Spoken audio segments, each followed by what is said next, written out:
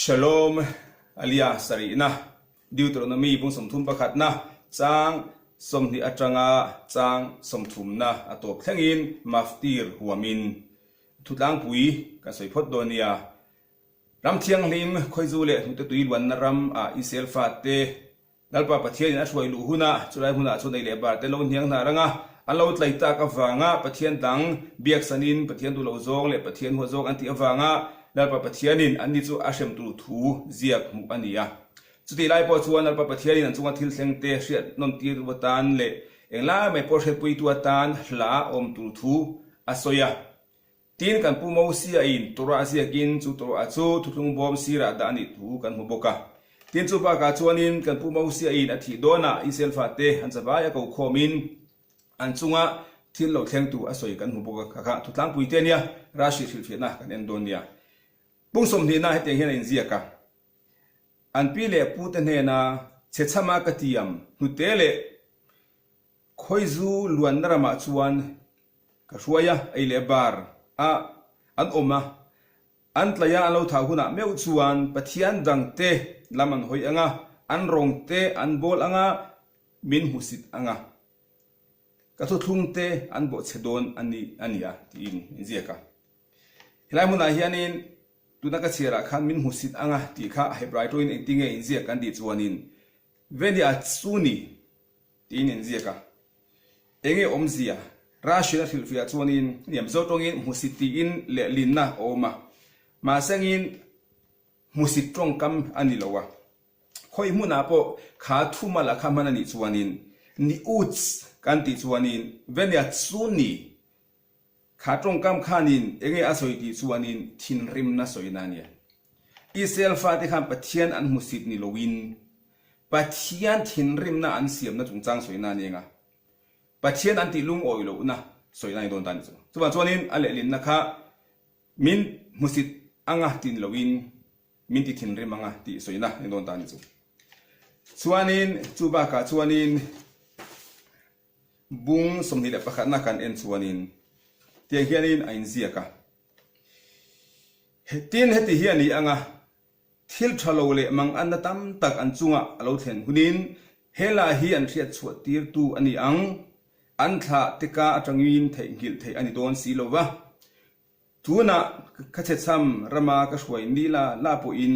an suang to vel dan chu ka het sa to reng ani atia hlai muna hianin enge an thei gil thei an thegil don lo enge thegil lo tu kan ti chuanin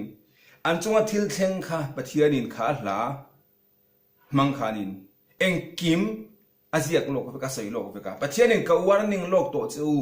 ka soi thai to chu hela hen eng kim in ziak ani to ti in chu tianga an chunga ha san le che den tla bo lai bo chuanin an chunga thil thleng kha an mani thil ra chuani to thule la pa pathianin eng lai mai po in alo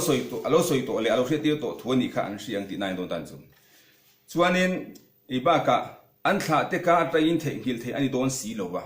I selfa te hian nang pon din hun hoi hung chang thin ma ila tharawa chawin kan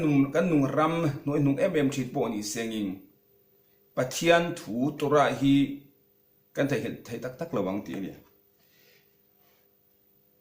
I selfa ten tora hi kan kalsan tak tak lawang kanom narama te ti du da le ra be inom thin po ni ma ila kan hriat na te toin kan don te toy vio po ni sengin tora hi chu englai mai pu in kan zinga omanga an thla te ka ta in the ingil the ani don lo ati kha tora hi kan thau thul hul don lo englai mai pu in hriat rek na le zirdu na le zomna kan nei don ti ni chu chuanin bung som ni le parukna kan en chuanin heti hianin ain ziaka in chungchang thuwa hritu atan dalpan in pathia thu thlung bom sira da ro u atia enge da tu thu thlung bom sira tora khania ka pu mo se na zia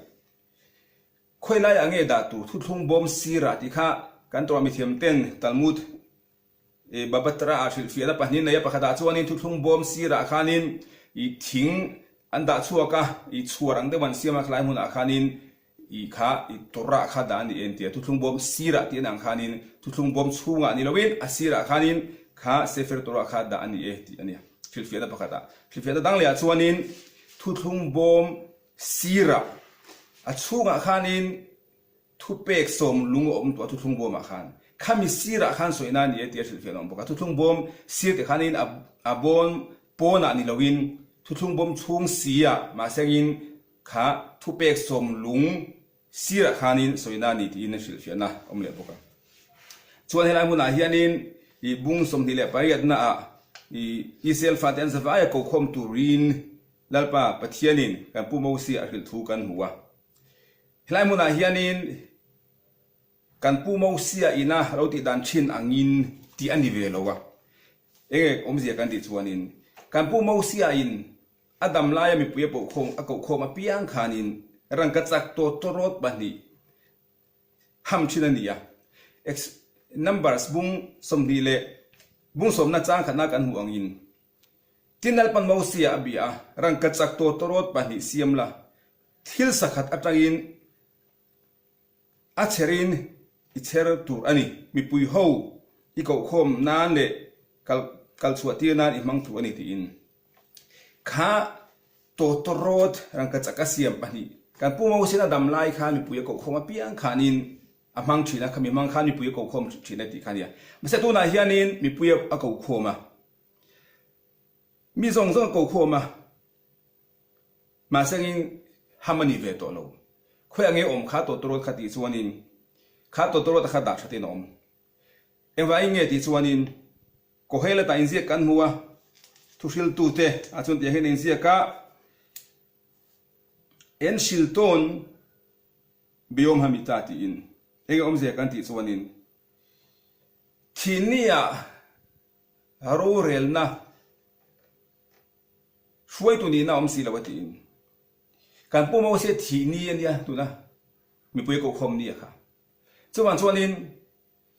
kha thinia khanin ro rel tu ro rel theina le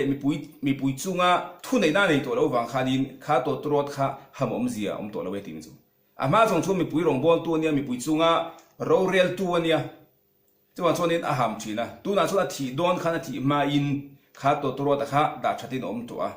chuanin tu na mi pui a ko khoma po khanin ham ani to lowe ki khani ta ni chu chuanin anuwa chang som ni le pokona kan en chuanin kan nuwa na satak in ti chia anga ka thu pek chu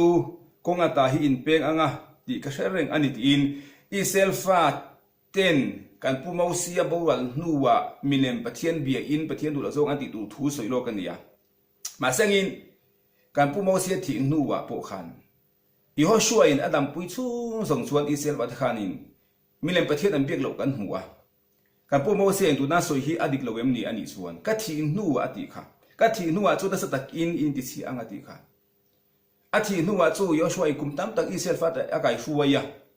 mi tu ma in milem pathian an be si lowa enge om zian yang kan ti chung ka to mi thiam ten rabbi ten sa khomi pathian mi te na anzir la yate an ngai dan an mani angin an ngai yen ti ni chu an du dan te an duat dan ten mangai dan te hi mani in en angin a in en anzir lai te kha mani huinan hu chuwa chonin ka thi nuwa ti kha ama chau in soina ni loin I ho shuwa kha yo shuwa kha ama I angin ai ngai ama ngai na sang lu tuka adu lu tuka chuwa chu ka thi nuwa ti kha ama mo sia thi nuwa ni loin yo shuwa thi nuwa ti a soitel na ni chu egom se ti chonin azir lai yo shuwa hung sui tu kha ama ngai awangin ama in mangai angin ama ngai ya ka thi nuwa ti khan yo shuwa thi nuwa soina ni ti khan ta chu kha he parasha a thian hungber alia sarina chungchang ania in sabain shabbat shalom bek